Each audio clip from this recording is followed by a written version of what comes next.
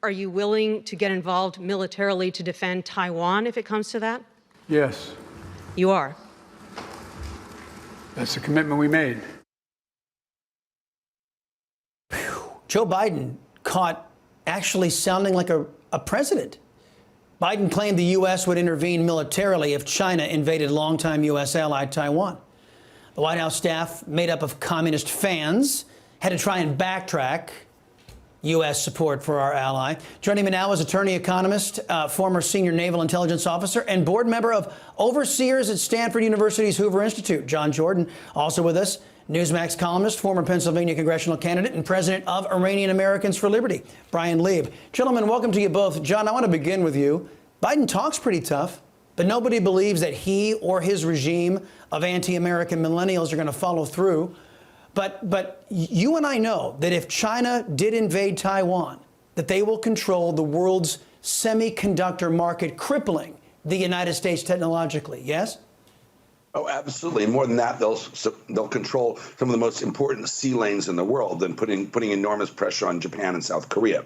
I wrote an article called "The Curious Case of the Vacant Presidency" last year for Newsmax. It's on the website there.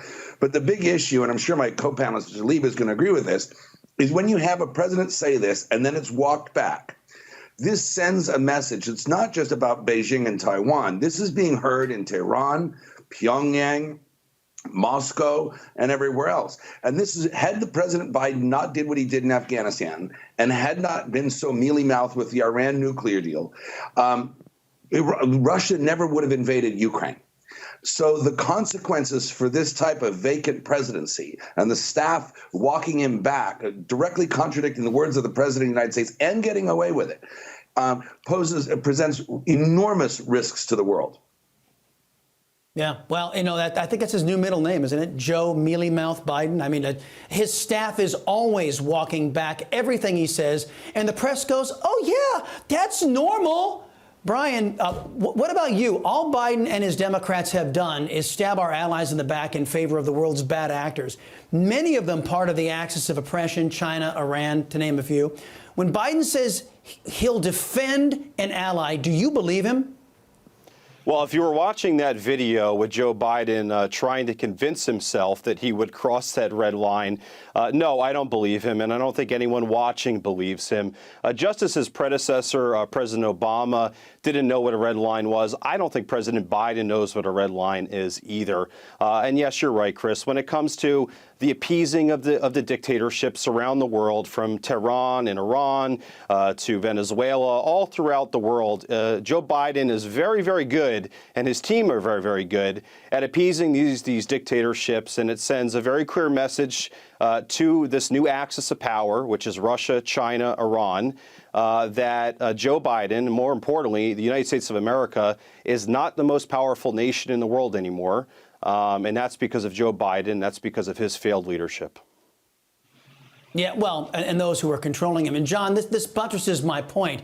Biden is dropping sanctions on two of the most notorious Latin American regimes, the dictatorships in Venezuela and Cuba, even members of his own party, which is astonishing to me. A Democrat by the name of Senator Bob Menendez said the moves send all the wrong messages. What's with this regime wanting to reward communist despots? I mean, the Biden regime wanting to reward communist despots with Americans' money. Well, part of it is they want to be able to bring down the price of oil in the short term while still appeasing the green lobby and still crushing the oil industry in this country, just to buy them a little breathing room for the midterm. So it's political expediency at its very, very worst. The other problem here, as to build to something Brian just said, is the message it sends to our friends that we are showing this kind of weakness, that nobody believes President Biden, nobody believes the American White House. What about Saudi Arabia? Are they going to feel backed into a corner by Iran? Should Iran have a nuclear weapon? Are we going to have a nuclear arms race in the Middle East because America's word is no longer trusted? Are we going to see the Abraham Accords and the security framework that went with that go up in smoke? The risks here are incalculable. And it's not just America's enemies that are watching, it's America's friends as well. True enough. Brian, last thing. The Iranian government, we've been tiptoeing around this. They are violently suppressing peaceful protests because that's what, you know, the Ayatollah Khomeini and his regime do. much like left-wingers want to do here in the United States to conservatives. Your organization, Iranian Americans for Liberty, you condemn the oppression over there in Iran. How dangerous would it be for the world if Biden were to enshrine a new Obama Ayatollah nuke deal, a deal, as we all know, that would ensure that Iran becomes a nuclear weapons power? Yeah, Chris, as we've talked about many times on this program, it would certainly be a bad deal for the American people.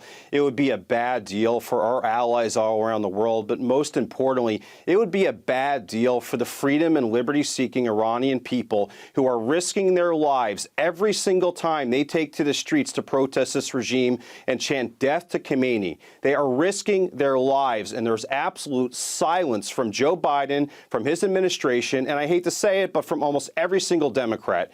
Thank God there are Republicans out there like Congresswoman Tenney and House Republican Chair Elise Stefanik and many others that joined us in amplifying the voices of the Iranian people and standing in solidarity with the Iranian people, because that's what needs to happen here. Okay, we need to stop standing with the dictatorship and the mullahs in Tehran, who are the world's leading state sponsor of terrorism, who chant death to America, death to Israel, while murdering, censoring, and oppressing their own people for decades. And we need to start standing with the freedom-loving Iranian people who do not want this dictatorship anymore.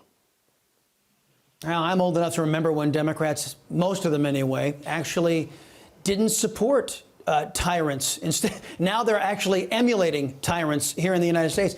Brian Leib and John Jordan, thank you very much. Appreciate the time.